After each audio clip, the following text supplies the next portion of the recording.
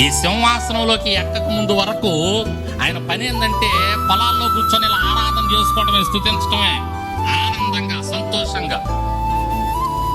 ఆనందంగా సంతోషంగా ఆరాధన చేస్తున్నప్పుడు, ఇంతకు ముందు కూడా చెప్పాను, మరలా చెప్తున్నా, ఆవలింతలు రావు, వేరే ఆలోచనలు రావు. కొంతమంది ఆరాధన చూస్తుంటే అసలు ఆనందంతో చేసినట్టు ఉండదు వాళ్ళ ఆరాధన.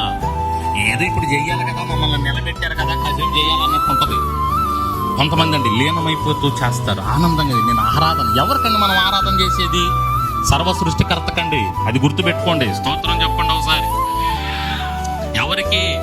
అడవి వృక్షాల్లో జలధర వృక్షం ఎట్టుందో మన యేసయ్య ఎట్టున్నాడంట, ఆ బ్రీడ్కి మనం ఆరాధన చేస్తుంది, ఆషామాషి వ్యక్తికి కాదు. అర్థమవుతుందా? అటువంటిప్పుడు మనం ఆరాధన ఎలా చేయాలి? ఆనందంగా సంతోషంగా. నేను దేవుణ్ణి స్తుతిస్తున్నాను, ఈ గొప్ప భాగ్యం ఇచ్చాడు నాకు దేవుడు. ఆహా, ఎంత ధన్యత నాకు అనుకుంటా.